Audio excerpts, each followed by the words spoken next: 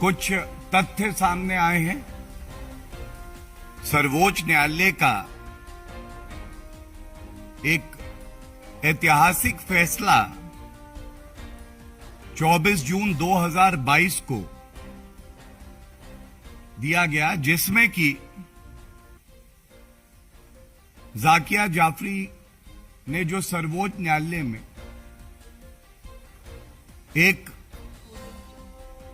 याचिका प्रस्तुत करी थी, उसको खारिज किया गया। उसी के क्रम में, और मैं डिटेल में बाद में आऊंगा, लेकिन कुछ टिप्पणियां जो करी गई, उसके बाद खुद को जो मानव अधिकार है उसकी रक्षा करने का ठेका लेके बैठे कुछ लोग, और उनका असली चरित्र सामने आया,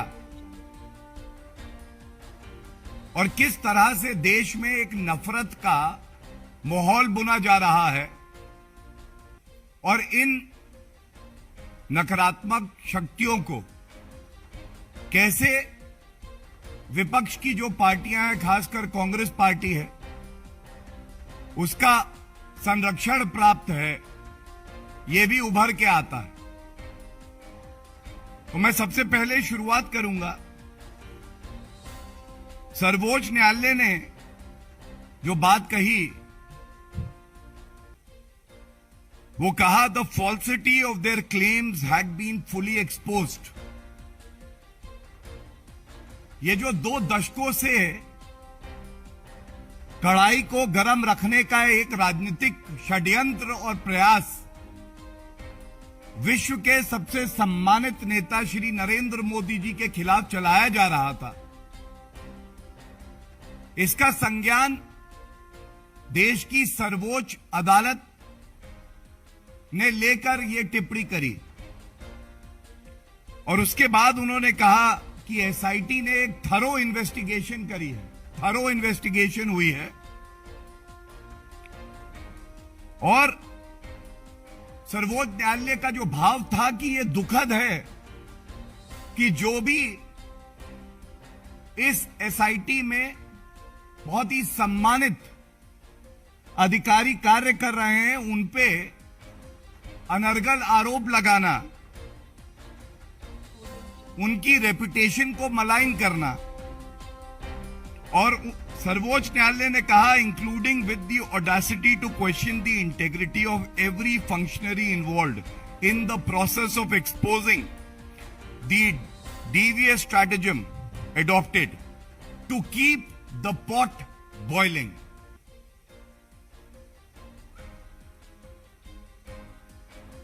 और इसके बाद जो कहा वो बेहद महत्वपूर्ण है, और वहीं से जो आज की प्रेस का मुद्दा है उसको मैं आपके समक्ष रखूंगा। To keep the pot boiling obviously for ulterior design, as a matter of fact all those involved in such abuse of process need to be in the dock and proceeded with in accordance with law.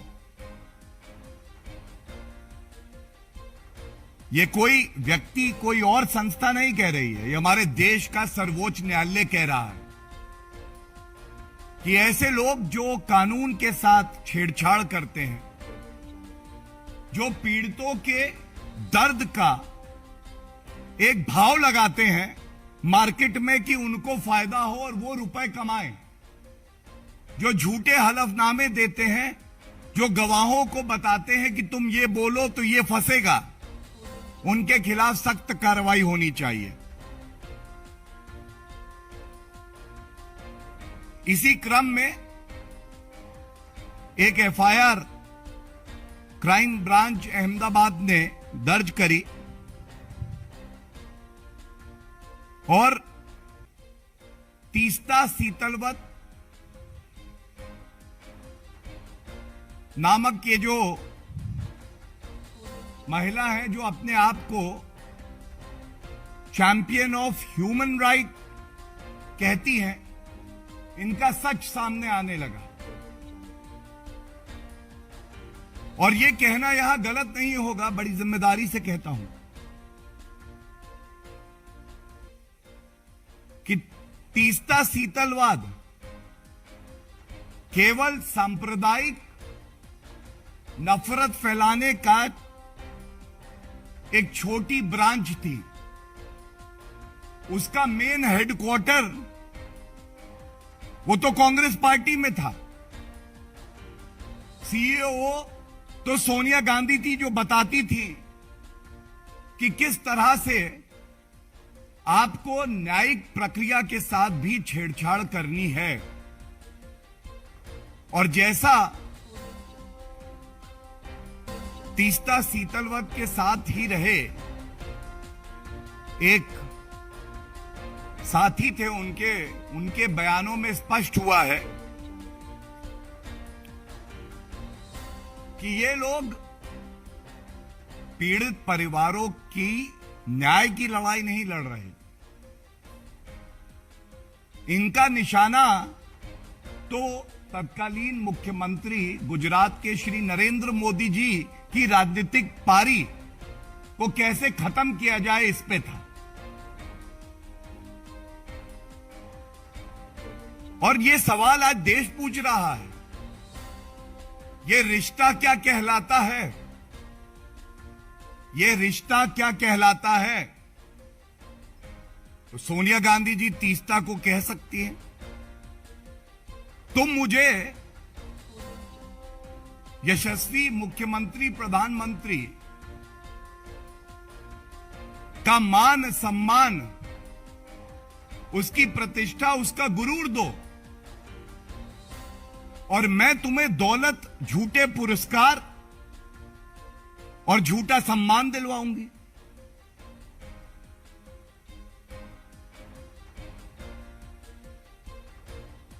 किस तरह से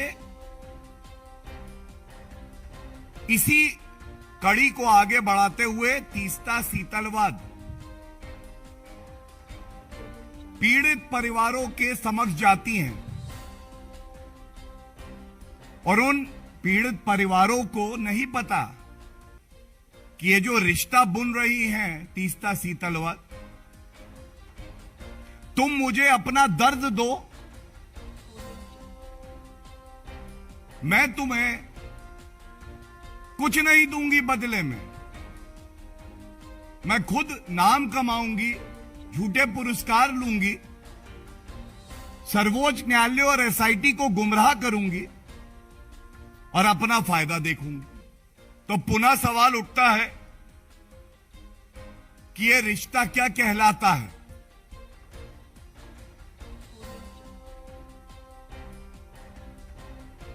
और दुख की बात क्या है, जो सबसे अहम बिंदु है,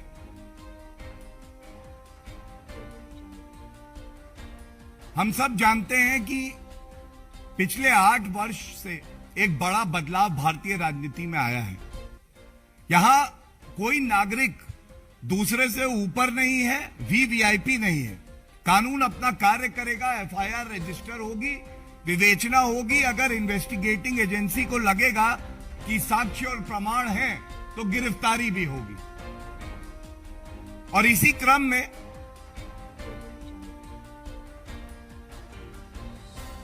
तीस्ता सीतलवत की गिरफ्तारी होती है। लेकिन विचित्र एक षड्यंत्र देश के खिलाफ रचने में सबसे अग्रणी भूमिका निभाती है फिर से कांग्रेस पार्टी। मैं सुन रहा था कल कांग्रेस के वरिष्ठ नेता, एक प्रदर्शन चल रहा था। प्रदर्शन था कि देश का लोकतंत्र खतरे में आ गया है क्योंकि तीस्ता सीतलवत, जो कि झूठे हलफनामे देती हैं और कई और आरोप हैं जो अभी मैं आपके समक्ष रखूंगा, अगर उनकी गिरफ्तारी हुई है तो लोकतंत्र खतरे में आ गया है। तो आज एक सवाल पूछना इस मंच से जरूर बनता है। कृपया करके श्री अजय माकन जी और जयराम रमेश जी जो वहां प्रदर्शन में दिखाई दिए, और सोनिया गांधी और राहुल गांधी के इशारे के बिना तो कांग्रेस का कोई लीडर कहीं जाता नहीं है। तो आज ये पूछा जाएगा, मैंने वो टिप्पणी सर्वोच्च न्यायालय के आदेश की आपके समक्ष रखी। पहला सवाल है कांग्रेस पार्टी से कि क्या इस देश की सर्वोच्च न्यायालय में आपकी आस्था नहीं है?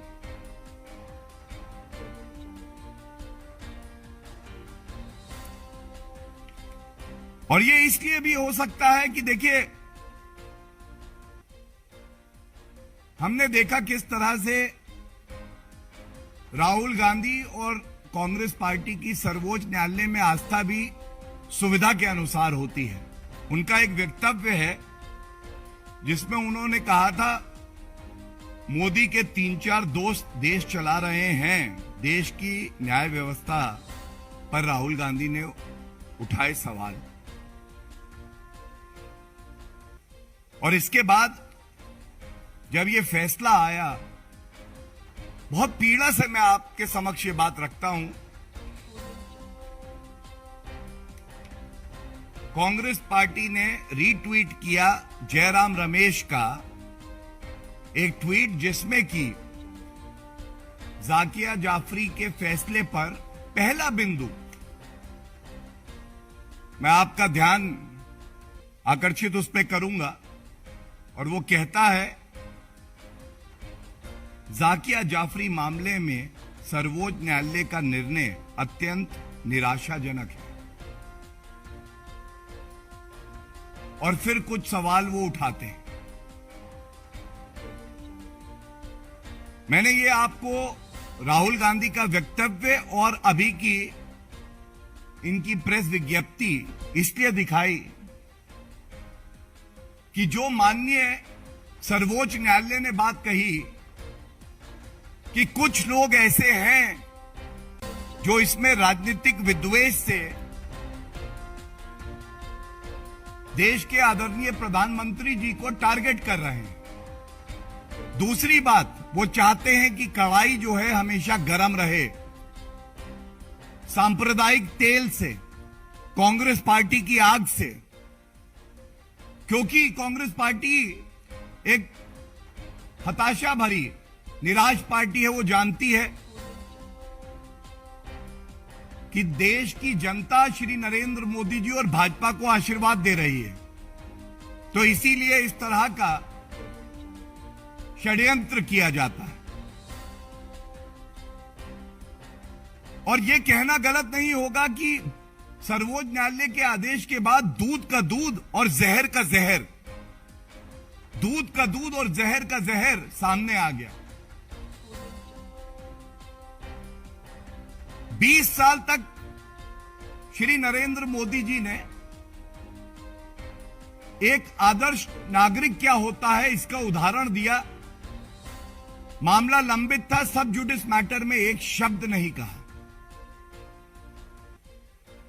कहा जाता है justice delayed is justice denied, and in this case for sure if this is the criteria then justice was delayed, but showing his firm commitment in the ethos of the Constitution,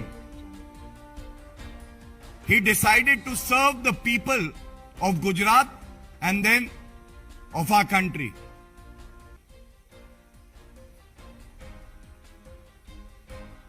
आज ये सवाल पूछा जाएगा, ये दूसरा सवाल है कि जब ये अरेस्ट हुई तीस्ता सीतलवत की, अगर इनकी आस्था न्यायालय में होती तो देश की न्यायालय ने ही पुलिस कस्टडी 2 जुलाई तक तीस्ता सीतलवत की दी है। तो ऐसा क्यों है कि आपको उस न्यायालय का भी जो आदेश है वो स्वीकार नहीं है? आप प्रदर्शन करते हैं। सर्वोच्च न्यायालय का आदेश आप मानेंगे नहीं। जो निचली अदालत है, ट्रायल कोर्ट है, वो कहती है पुलिस कस्टडी 2 जुलाई तक दी जाती है। वो आप मानेंगे नहीं। अगर आप भारत की अदालतों को नहीं मानेंगे तो कहां की अदालत को मानेंगे? और ये क्यों हो रहा है, ये बताना भी बड़ा आवश्यक है। मैंने जैसा पहले कहा कि तीस्ता सीतलवत केवल एक ब्रांच ऑफिस थी। जो हेड ऑफिस मुख्यालय था वो कांग्रेस पार्टी का दफ्तर और सोनिया गांधी खुद थी, जिनको इससे कोई मतलब नहीं था कि पीड़ितों को इंसाफ मिले। कांग्रेस पार्टी का एक ही मकसद था कि उनको राजनीतिक लाभ मिले और इसीलिए मैं आपको दिखाता हूं कि यह रिश्ता किस तरह का था, कितनी निकटता थी।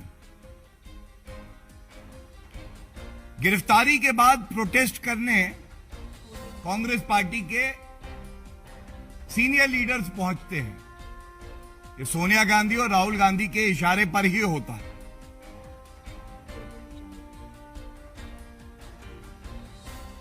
हम सब जानते हैं कि पद्मश्री का पुरस्कार जो दिया गया वो भी यूपीए कांग्रेस की सरकार में दिया गया। तो आज क्या सोनिया गांधी जी, कांग्रेस पार्टी देश से माफी मांगेगी कि जिसके लिए सर्वोच्च न्यायालय कह रहा है कि वो अपराध कर रहा है, झूठे हलफनामे दे रहा है, लोगों को भड़का रहा है, मनगढ़ंत कहानियां प्लांट करवा रहा है जिससे कि वो किसी का राजनीतिक करियर खत्म कर सके, उसको पद्मश्री दिया गया। क्या ये सही नहीं है? कांग्रेस पार्टी को इस बात का उत्तर देना चाहिए कि तीस्ता सीतलवत की नियुक्ति जो हाईएस्ट एडवाइजरी बॉडी है एजुकेशन की, central advisory board of education CABE, इसमें की गई। और ये तब जब हमारे देश के बच्चों का भविष्य, उनकी सोच को कैसे घृणा में बदला जाए, उनके दिमाग में नफरत डाली जाए। तीसरा तथ्य जो सबसे संगीन एक अपराध है कि एनसीईआरटी एक ऑब्जेक्शन दर्ज करती है,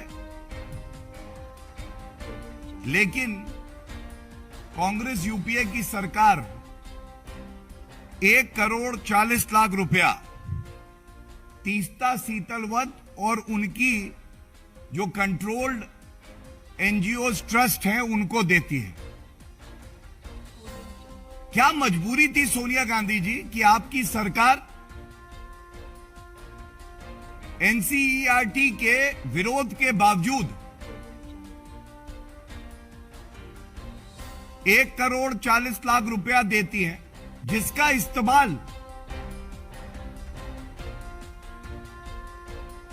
पीड़ितों का दर्द बेचकर तीस्ता सीतलवत एंड कंपनी विदेश जाने के लिए, अपनी सहूलियत के लिए और तमाम ऐसी चीजों में करती हैं जिसका पीड़ितों के परिवार से, पीड़ितों को इंसाफ दिलाने से कोई लेना देना नहीं है।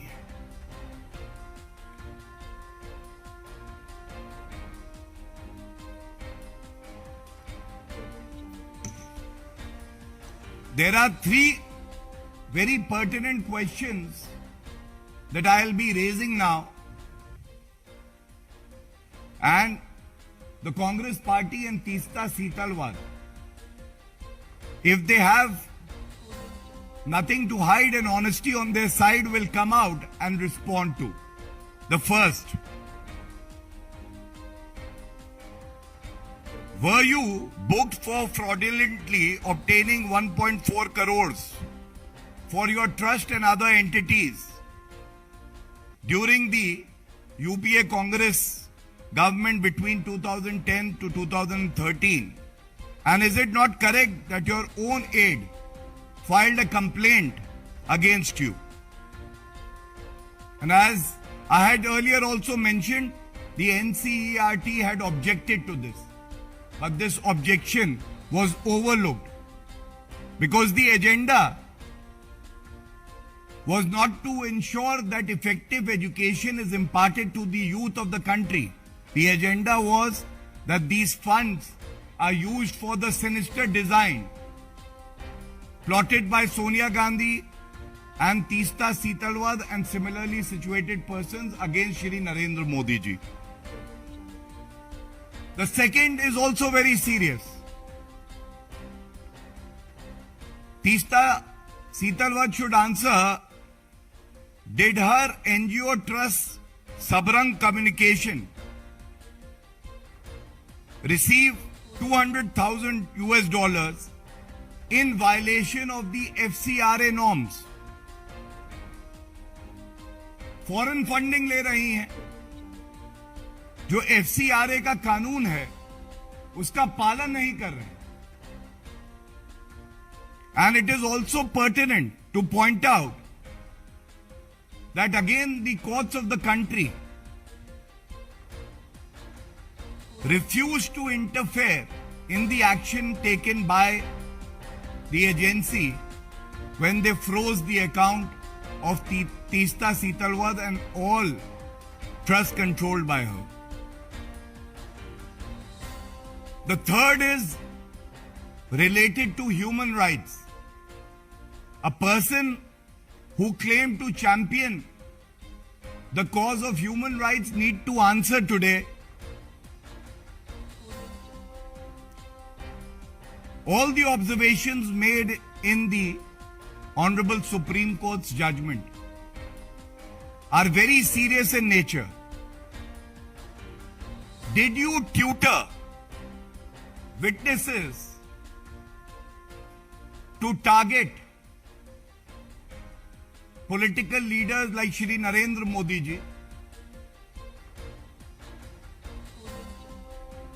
This sinister design by you needs to be explained.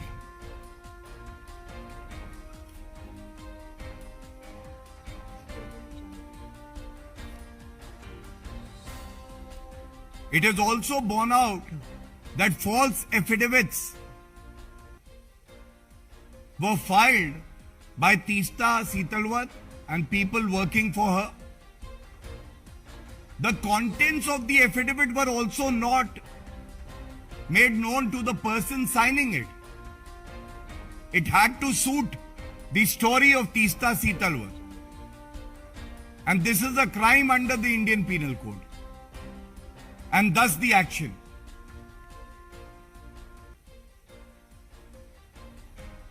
Now if law is taking its own course, why should anybody come out to cry foul and say democracy is in danger?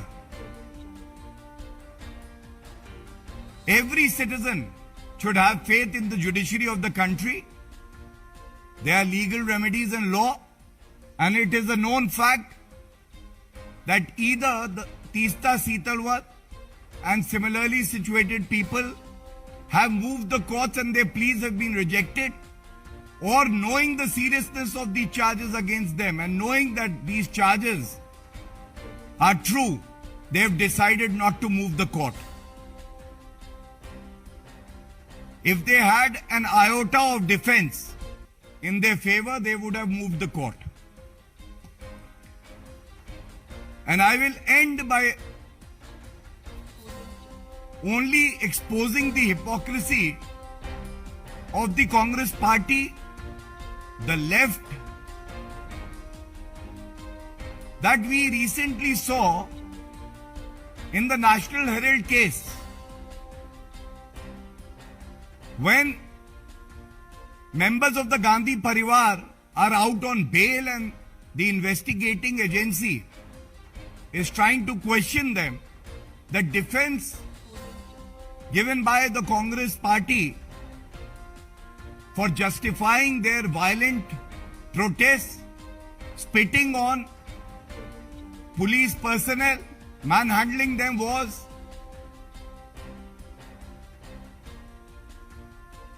that the Gandhi Parivar is innocent till proven guilty. But for Shri Narendra Modi ji, their standard of judging has been that Shri Narendra Modi ji is guilty even if proven innocent. And this hypocrisy will not be tolerated. Thank you.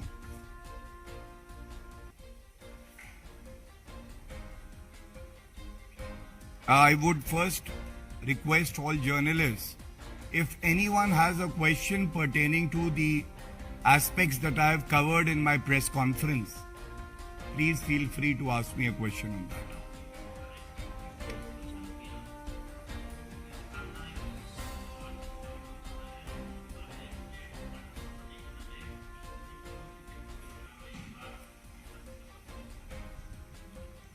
मैं आपका आभार व्यक्त करता हूं। इससे बेहतर शब्दों में यह बात नहीं कही जा सकती थी। सबसे पहले तो आपकी आस्था देश के सर्वोच्च न्यायालय और बाकी न्यायालयों में क्यों नहीं है? और क्या आपकी आस्था सहूलियत देखती है कि कोई फैसला अगर आपके पॉलिटिकल एजेंडा को सूट करता है तो उसकी वाहवाही करेंगे, और नहीं करता है तो आप सर्वोच्च न्यायालय और न्यायालय पे सवाल उठाएंगे? और दूसरी बात, ये जो एक साजिश रची गई है, किस तरह से, जैसा मैंने आपके समक्ष रखा, ये रिश्ता यही कहला सकता है जहां पे श्री नरेंद्र मोदी जी, क्योंकि उनका आदर पूरे विश्व में है, जब मुख्यमंत्री थे तो पूरे देश में सबसे यशस्वी मुख्यमंत्री माने जाते थे, तो ये एक षड्यंत्र रचा गया कि उनका सम्मान, उनकी प्रतिष्ठा तुम मुझे दो और बदले में हम झूठे पुरस्कार, झूठा सम्मान और झूठे पद आपको देंगे जिसके आप काबिल नहीं।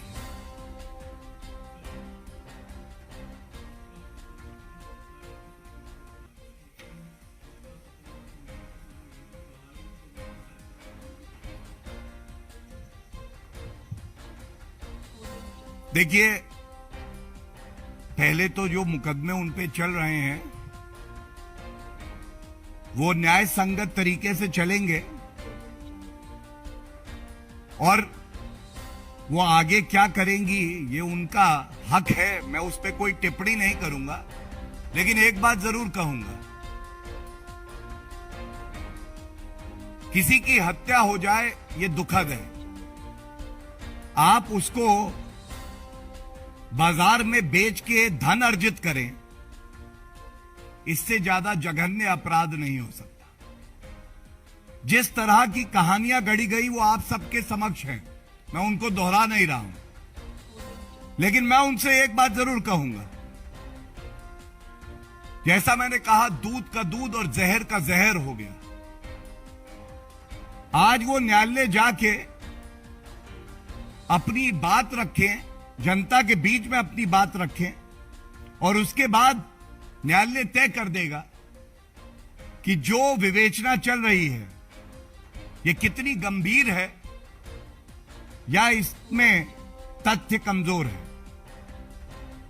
और उनसे बड़ी जिम्मेदारी कांग्रेस पार्टी की है, जिसने सत्ता को साधन बनाया राजनीतिक बदला लेने के लिए, जो ये भूल गई कि परम कर्तव्य होना चाहिए कि पीड़ितों को न्याय मिले। वो लोगों के दर्द में भी अपना राजनीतिक स्वार्थ ढूंढ रहे थे, और आज जब ये सवाल पूछ रहे हैं तो इस उम्मीद से पूछ रहे हैं कि वो बाहर निकल के आएंगे और देश की जनता को बताएंगे कि पद्मश्री से लेके एडवाइजरी बोर्ड जो एजुकेशन का है उसमें स्थान दिया गया। 1,40,00,000 रुपए टैक्स पेयर का जो दिया गया उसका आधार क्या था?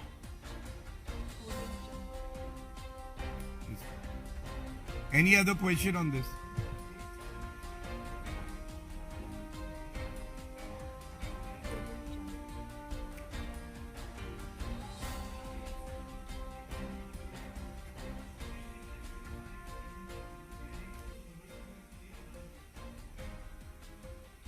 देखिए, कोई अपने आप को स्वघोषित फैक्ट चेकर बता दे, उससे वो फैक्ट चेकर नहीं हो जाता। बल्कि अगर इनका पास्ट देखे तो बड़ा ही चेकर्ड है। और चेकर्ड क्यों है मैं बता दूं। पहली बात, कोई न्यूज एजेंसी हो, पत्रकार हो, फैक्ट चेकर हो, उसका सम्मान है। लेकिन जो वो फैक्ट चेक करेगा या न्यूज दिखाएगा वो सेलेक्टिव नहीं हो सकता। वो किसी पॉलिटिकल दल और किसी समुदाय को सूट करे और किसी और को टारगेट करे, ये निष्पक्षता भी नहीं है और ये पैमाना भी नहीं है। दूसरी बात, ये जो चेकर्ड फैक्ट चेकर हैं, इनके कुछ ट्वीट ऐसे हैं जो एक बहुत बड़ा वर्ग है हिंदू समाज का, उनकी धार्मिक भावनाओं को आहत करते हैं।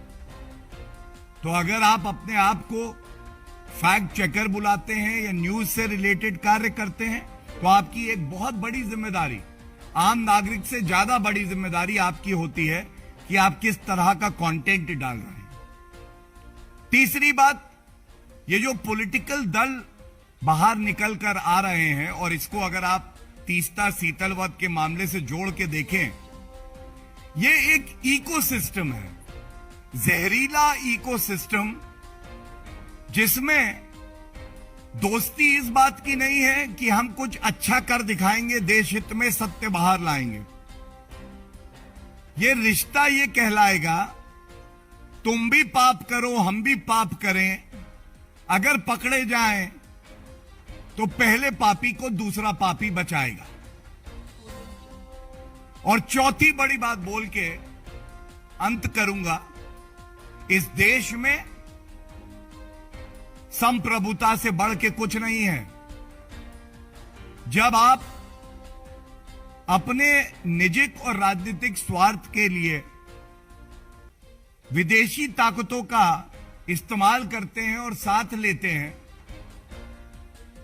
तो यह स्पष्ट हो जाता है कि आपका जो मूल चरित्र है वो देश हित में नहीं है, वो अपने लाभ के लिए काम कर रहा है।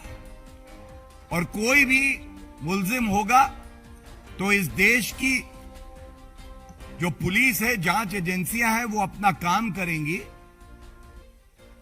पिंजरे का तोता जमाना अब खत्म हो गया है और इस देश में विश्व की सबसे मजबूत न्यायिक प्रक्रिया और न्यायालय हैं, वो अपना कार्य करेंगे। धन्यवाद।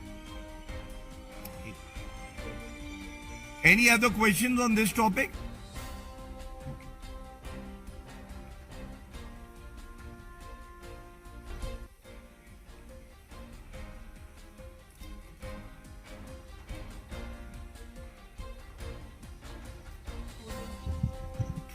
सत्यमेव जयते, सत्य की विजय हो। धन्यवाद।